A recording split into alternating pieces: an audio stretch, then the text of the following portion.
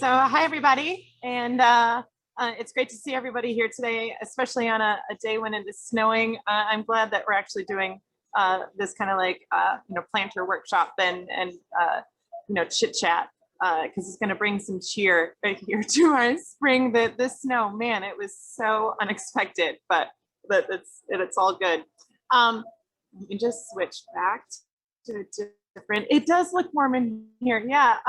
The Dickmans like to always joke that the garden center, as well as the greenhouses across the street, no matter what the weather it is always sunny and 65. So it's become, especially in the age of COVID, for many of you and for many new people as well, the garden center has become a happy space, a green space, a kind of a good zone to go and to escape to, and we're just thrilled to be able to supply that kind of venue and space and education for folks. So I'll answer the questions kind of first here that we've got about the tulips and whatnot, just so we get those out of the way. We too were just as concerned yesterday when we were seeing the weather report coming in. We moved in a lot of our flowering trees, especially things like our weeping crab apples, our weeping cherries, and any of our fruit trees that had already started to pop and to show, flowers. So say like our flowering pears, cherry trees, and peaches have already started to bloom. So if you had any of those trees, hopefully, or any of those plants, hopefully you covered them up last night. If you didn't, you still can, it's okay. And the covering it with, say, like a sheet or an old blanket helps keep the plant warm, as well as keeps any of that moisture from snow or frost off of the plant so that they don't freeze from the inside. With our tulips, our daffodils, other things that are popping up right now that are, say, spring bulbs, we are not really too concerned about those. They've already gone through the winter months here, being bulbs resting underneath the soil. And they're all plants that are, bred. This is their nature. This is the weather that they live for. So getting a little bit of snowfall on them isn't necessarily a bad thing. They are totally used to cooler temperatures. And even if you have the buds that were forming, I know I've got tulips in my yard that were, maybe a foot tall. The buds are just getting ready to open up. I said, you guys are going to be fine. You're all good. So no worries. And pansies, violas, those are some other great things. And I've got a couple of them here that we're going to be playing with today in our combo. I love them because, again, they're early spring bloomers. They can take a little bit of the cold. You don't have to stress out too much or worry that they might get hit a little bit by a frost or by a snowfall. They're like, I got this.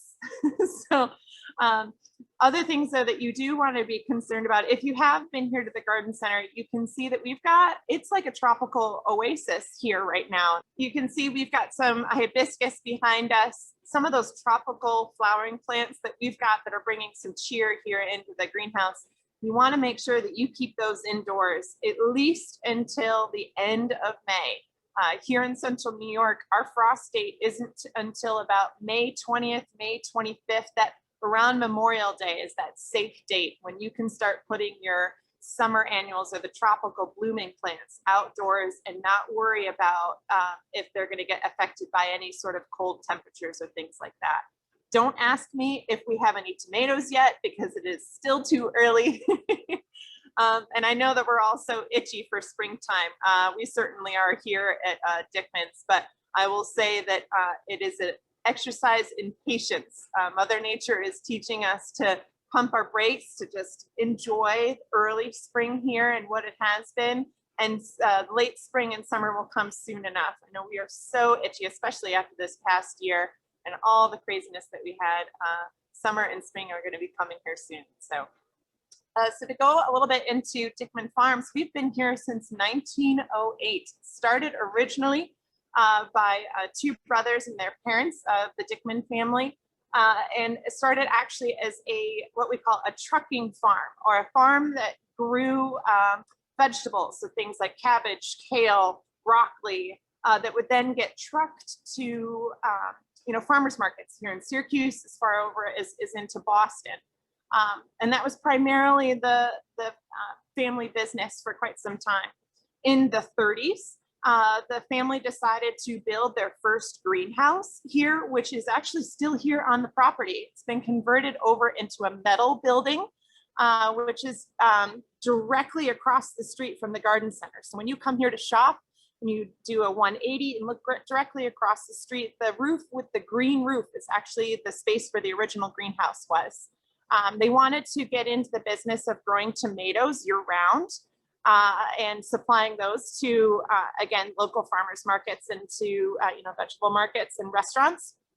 And then after, Prohibition ended, the two brothers, they were very industrious and entrepreneurial, and they also liked to have a lot of fun.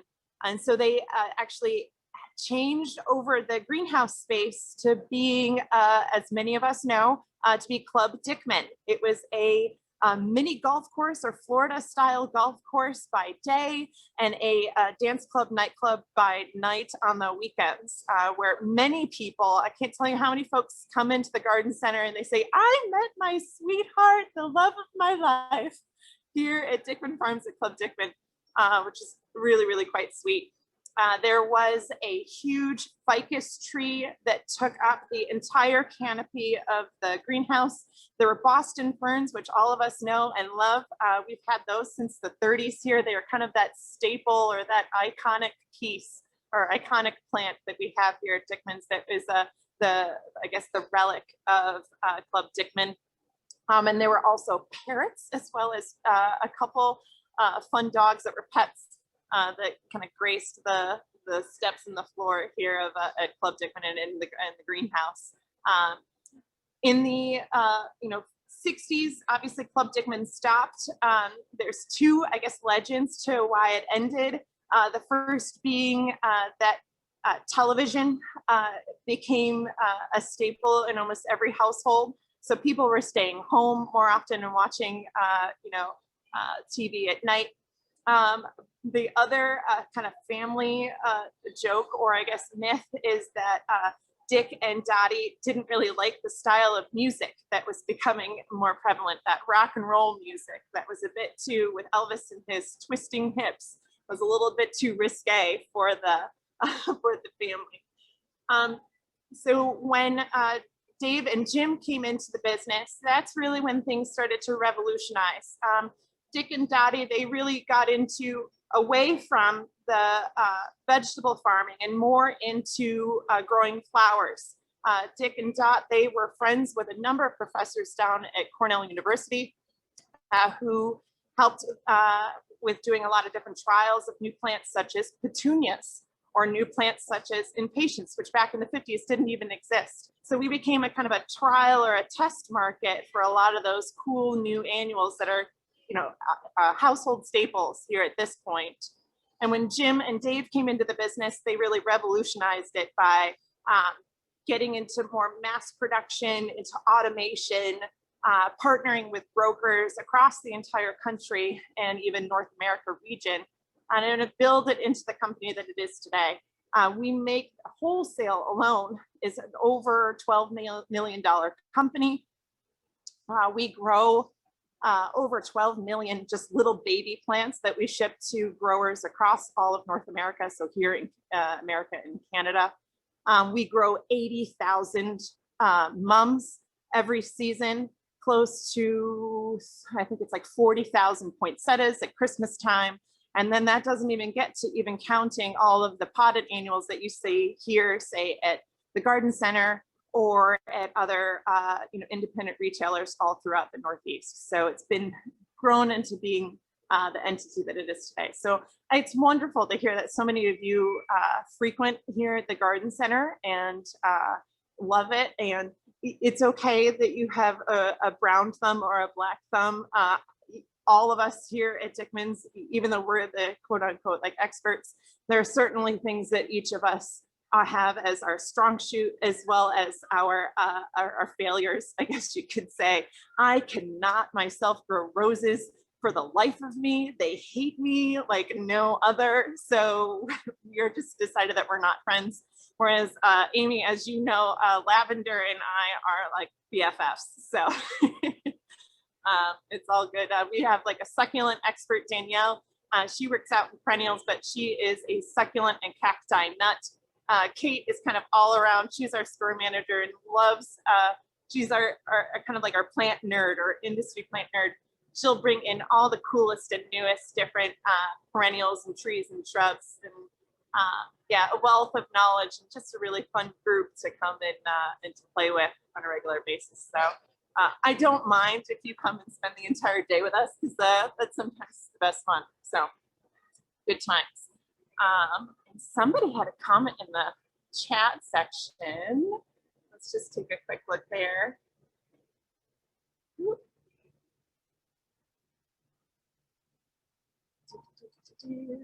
It is so warm. It's like 65 right now. If you can hear a buzzing in the background noise, that is actually our heater fans. We're running the heat constantly today to try to melt the snow off of the roof and to keep it pretty nice and warm. And I'm glad that you like that little tidbit or like little history impact. So is it too late to relocate blueberry bushes? No, it's not too late. I would say it's almost too early. Just wait. Just wait. Wait. Early spring is totally okay time frame for planting, but for transplanting, you want to be a little cautious, only because we have the risk of having weather like this. Anytime that you are digging a plant and moving it from its home, it can be a little stressful, just like for us. If we're relocating in a house or moving to a new apartment or vice versa, just as stressful as it can be for us with like, when is that closing date? And I have to get to the bank and oh, my realtor. It's just the same sort of, I guess, mindset for a plant. I like to personify plants a lot because how they grow or how they succeed is a lot of times pretty human to the basic entities or things that we need as people. So I'm that weird person. If you come in asking me questions, like I'll answer it as if you were a person. So that's all good. So let's get started on our planter. I love doing early spring planters because if you don't have bulbs like tulips and daffodils out in your yard, doing an early spring planter is the quickest and easiest way to bring some color into your yard or into your patio pretty easily.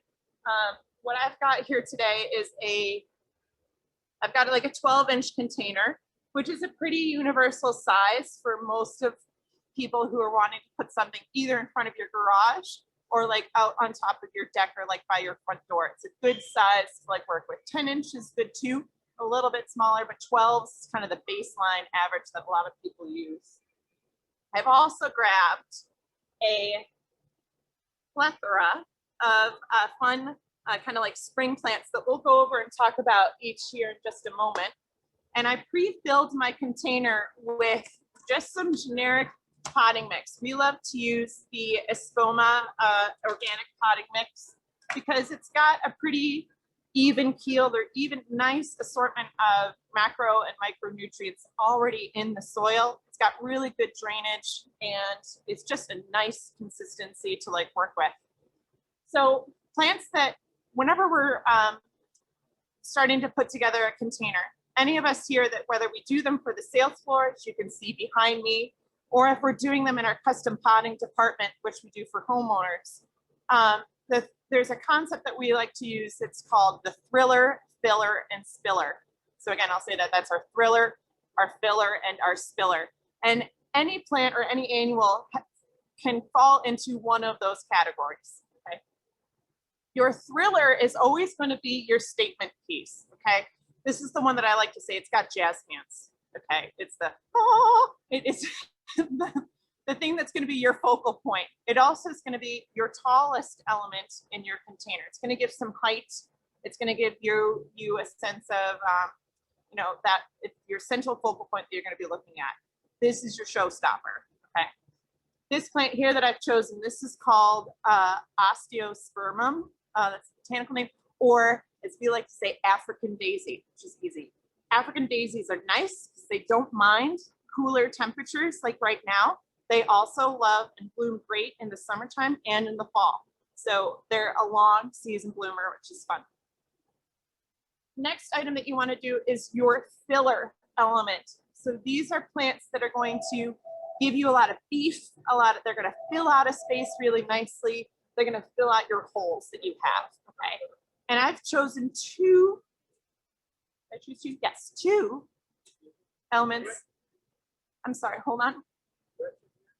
Gretchen is here. She's in the custom potting department. You're welcome. Yay, yay retail. So I've got two filler elements here. I have a plant called Nemesia, which is this very small but kind of fun purpley flower here. Okay. And then I also have one that is called, this is Alyssum. And this is another great, very small, but kind of fills out a space. I like both of these because the Nemesia is going to grow a little bit, give me a little bit of height, so that medium range, as well as beef out and bulk a space nicely. And the Alyssum is great because it's going to act as kind of, you might see it, a lot of people use it as a ground cover in early springtime. And it fills out a hole or a space in my container quite great too. I also then have grabbed two cool season perennials. I like actually mixing my perennials with my annuals. There's no rules that tell you that you can't do that. So rock and roll. I've grabbed some violas or some pansies here. I love them because they smell so great and they are just like, they scream springtime to me. They're like, hi, hello, with their happy faces. And it's just quite lovely. Great assortment of colors as well too, which is fun. And also I've grabbed some primrose or primula. Fun facts about these is that if you get any of the ones or colors that have either yellow in the center or all yellow flowers, those are the ones that are going to be the most fragrant. They're going to give you a vanilla, very floral sort of fragrance. And it's just, especially when it's not on a day like today, but when it's sunny, it's extremely fragrant and almost intoxicating like lilacs can be. So gives you a lot of flower power from these plants. So that kind of gives us, I forgot.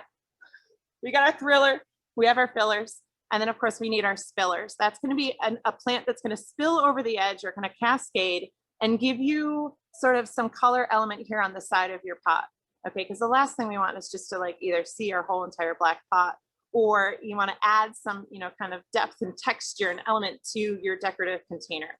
I've chosen this black planter because ultimately what I'm going to end up doing is I'm going to end up dropping it into a ceramic planter or something that's a little bit more decorative.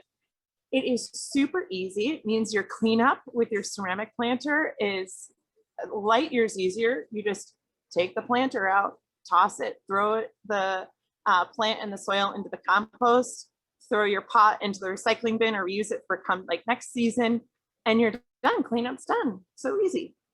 Okay, so this plant that I chose is the thriller. Getting back to that, this is called dichondra or silver falls is the common name. We have this plant pretty much almost year round. It is bulletproof. It is it kind of an all-around equal opportunity player, right?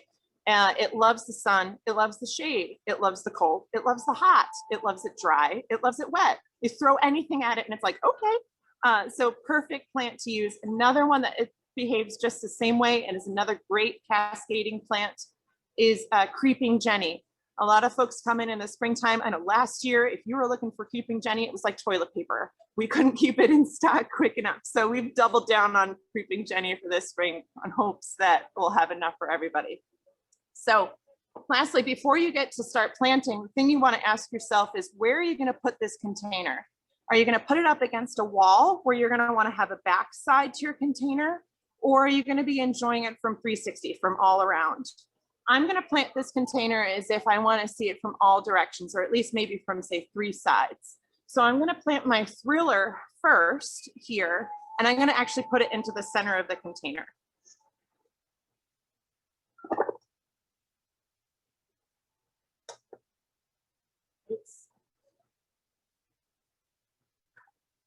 And then what I'm going to do is I'm going to start taking my filler elements. I'm going to leave my spillers to the end because those are the ones I want to have cascading over the edge.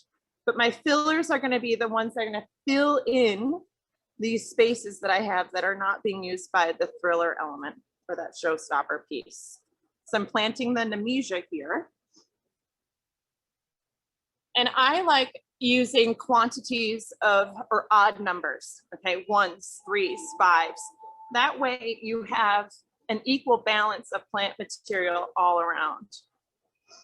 What is in the bottom of the pot? Sure, so I cheated and I pre-put into the container before the presentation started.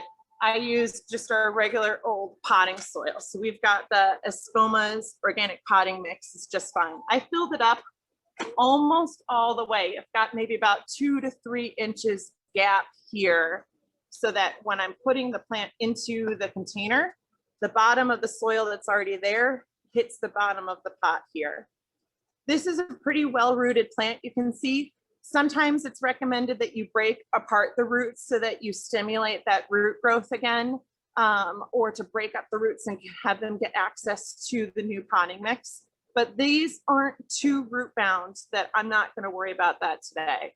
If you open or take your plant out of the pot and you see it's almost completely covered with roots, that would be a great time to put your fingers into the bottom and kind of split it open like that. That'll help pretty greatly.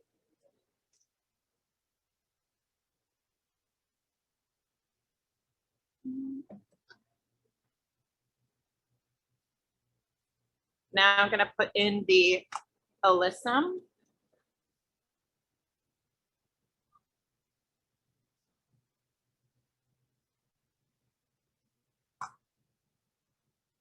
And what I'm doing is I'm kind of oscillating or going from opposite sides of the planter here, because I want this container to be seen from all directions. And how I've kind of organized it is I've got our thriller here in the center. I've got our alyssum on opposite sides of the container, and the same with the Nemesia on opposite sides. So that then I'm also going to end up putting the primula on the opposite side as my viola. They're similar colors, so they will play nicely off one another, but still will give you some nice contrast as well too.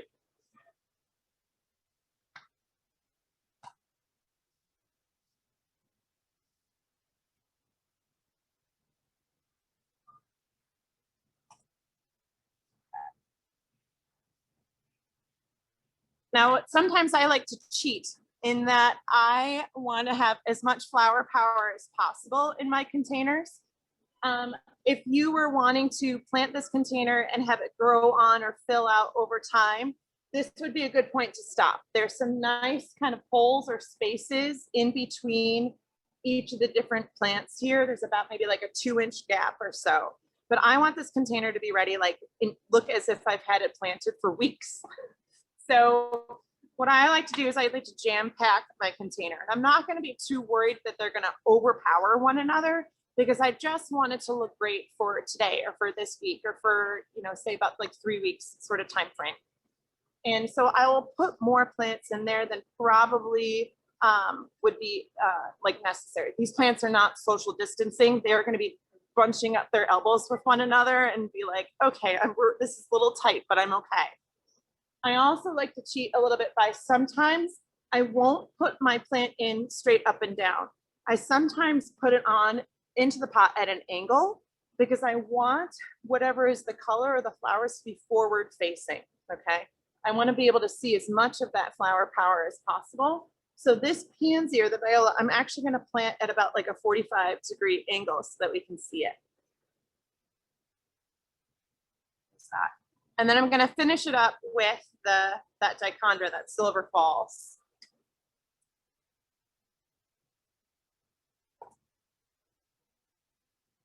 And again, this is another one of those plants that I'm going to be planting here at an angle so that I have that full effect of the plant cascading over the edge.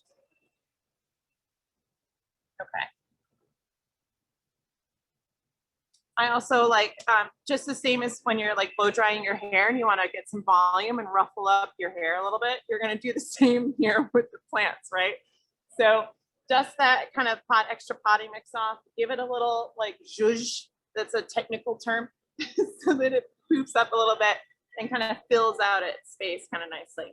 I'll then go back and I'll by hand, instead of using a garden trowel, I'll just grab handfuls of my potting mix and kind of put them back into any space where there might be some room in between each of the different plants that are there. Last but not least, I think every garden deserves a little bit of fun. And so we've got a number of different kind of like fun garden picks. I thought today needed some sunshine, so I picked a little sunflower pick that's got a little movement, a little whirligig here. And it's another great option to kind of give you some height or a little bit of interest there too.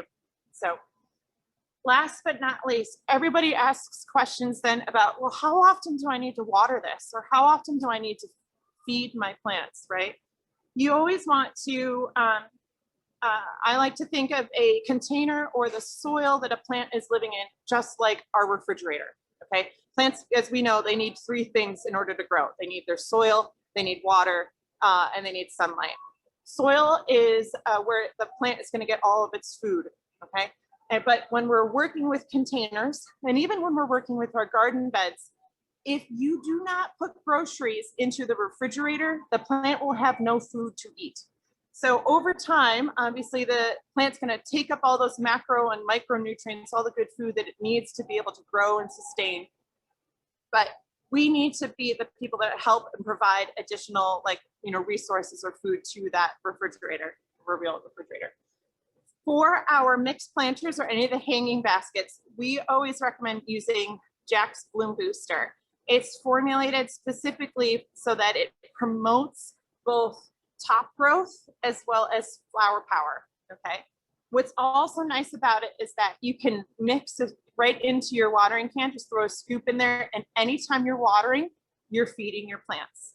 We do the same here at Dickman's, where we have it automatically connected to all of our hoses. So anytime that we water our plants, we're also feeding them at the same time. Kind of makes sense. Like, you want to have something to drink and something to eat at your meal.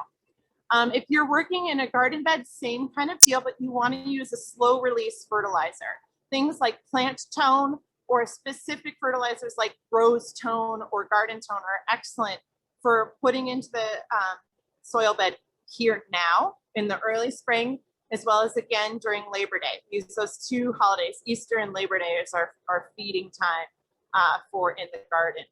It's great because Labor Day gives them that Thanksgiving feast here before any of our perennial shrubs or trees go to sleep for the winter time. So, and then what about watering? So we always love to use moisture meters. I didn't grab one, but we've got them up at the register station. It's like a little probe that you stick into the soil, and there's a dial that will tell you whether the soil is really wet or whether it's really dry.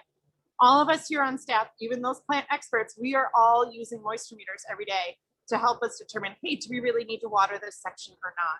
And that just helps us from preventing overwatering or underwatering, which we find is commonly like the most frequent issue, that if you think you have a black thumb or if you think you have a brown thumb, you're probably just overwatering or underwatering. We tend to kill our plants with kindness. So I find a moisture meter helps us to sometimes back off a little bit, which is okay. Plants need their space just like people do. So it's all good. So, and that's that. That's kind of our spring planter funness here. This can stand or stay outside here probably until about just before Memorial Day. That's when the alyssum and that blue flower, the nemesia, it'll just start to get too hot and they'll punk out or start to melt. Literally, you'll see the leaves and the flowers looking as if they're melting, for lack of a better phrase. You'll see and know what I'm talking about when you get it. But you could certainly reuse the container, because things like the African daisy, this guy, and your silver falls will keep going through the summertime. So you can take out the spring plants, for the ones that loved the cooler temperatures, and replace them with summer loving plants like our petunias and geraniums and things like that. So very versatile. Yeah, that's that. Any other questions that folks have? I think Devin's going to read some of the questions in the chat. Here.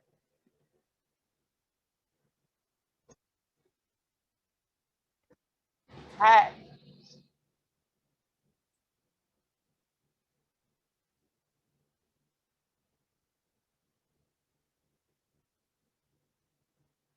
Brenda, if you need help with planting of your planters or want some guidance, come on down because we'll give you some tips and tricks and we'll help you with that. Thank you. I definitely will. I've already got you on my list of places to stop. Good.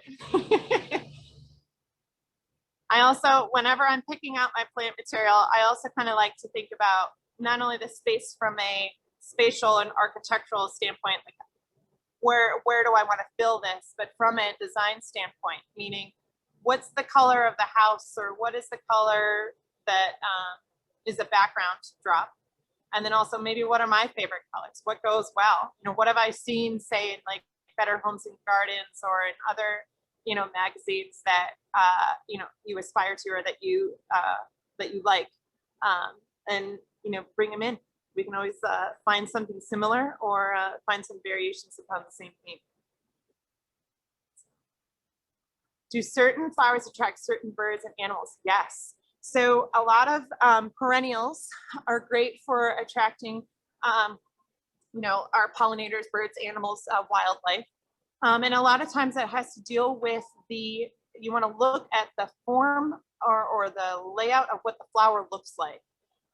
So tubular or ones that look like a trumpet shape, those are going to be ones that are going to attract, say, your hummingbirds. Okay, smaller sized flowers like the alyssum and the nemesia, those are going to be much more popular with smaller sized birds like sparrows or even butterflies, even say stuff like honeybees or bumblebees. And there's always this misnomer about like bumblebees and honeybees. They're awesome. Okay, they're really great for helping pollinate all of our plants, including, you know, fruit trees and you know, the blueberry bushes as we would need. It's the wasps and the yellow jackets. Those things, man, let's get rid of them. They're awful. I have found that bumblebees and honeybees, they won't bother me as long as I kind of like keep my cool. I am pretty allergic to bees. Actually, my mom is definitely allergic. So we've learned to kind of, it's that level or testing of patience, right? And testing of keeping an even keeled, I guess, personality when you're out there. They won't hurt you as long as you don't freak out. But easier said than done, I can certainly say. I think there was another question in the chat from Kelly. I mean, Kelly Yeah, asked, can you tell us what best plants for shady areas? And then Meg asked about what flowers work best in full sun. So either side of the spectrum. Sure. Okay. So full sun plants, you have almost a choice of everything and anything. You just want to stay away from, say, impatiens and some certain types of coleus and begonias. Those are the three that they really prefer shade. And if you put them out into the sun, again, they'll have that melting effect. They will just like crinkle up and look as if they've been burned, or they will look as if they're wet and water soaked, that melting sort of effect. Okay. Things that are great for shade, like we were talking about, begonias, impatiens, the coleus, those are all really good for shade. There's also a lot of perennials that are excellent for shade. So things like hostas, ferns, astilbe, columbine. You have there's this misnomer or misconception that shade gardens are really hard to plant for. And it's not. There's a lot of plant material that is available. What you got to worry about with shade, though, is sometimes moisture levels. So just make sure that you're planting or choosing plants that don't mind being a little bit more wet or having wet feet, because a lot of times with shade ends up happening is you don't get the full drying out of your soil as you do, say, in a part sun or a full sun area. We've got all kinds of plants that can help you with that too. Well, thank you so much, Stephanie. As you can see, she's very knowledgeable. So if you have thank you guys. This was great fun. If you have any plant needs or anything, go to Dickman's. As she said, I asked her questions about lavender, totally answered everything I needed. And they have a great selection and the staff is very, very knowledgeable. And, you know, keep it local, do it here with our friends at Dickman's. Yeah. So Tricia, you quickly asked if there's any events coming up. We right now are sadly not going to be hosting our annual Baba Bloom Garden Show for the second year in a row. We had to make that call back in December because, as I'm sure everybody can understand, it's a pretty big event that requires a lot of planning in order to pull off. And back in December, the sky was falling for the second time around. So we were cautious and wanted to make sure that we were keeping our community safe and happy. We are, though, still continuing with our monthly workshops, which have continued to be regular sellouts and great success. So yes, as Amy shared, definitely check out our website, which is dickmanfarms.com. And sign up for our e-newsletter or sign up to become a Club Dickman member, which gets you a weekly e-newsletter with smart gardening tips, kind of new fun plants that are arriving every single week, and then first dibs on access to our workshop signups. We aren't hosting any workshops here for the month of May because, as you can imagine, it's the busiest season of the year for us, but we'll be re-picking up workshops here in June. We just finished 2 weeks ago. We did a rain barrel workshop in partnership with Cornell Cooperative Extension, which we're going to be looking to repeat again for this summer in either June or July. Water health and water conservation continues to be a really important issue for our neighborhood and also for lake health. So we'll be doing that again.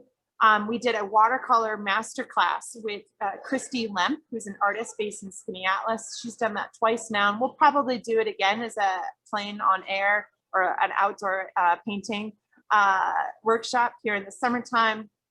And as always, we're doing the ever popular spring planting workshop, which we'll continue here for in the summertime. So definitely check out our website, become a member of Club Dickman. And if you guys know of anybody, or if you have any friends, neighbors, teenagers who are looking for their first job or looking to have fun with plants, we are always looking for new talent. So stop on by. We're open 9 to 5, Monday through Saturday, and 10 to 5 here on Sunday.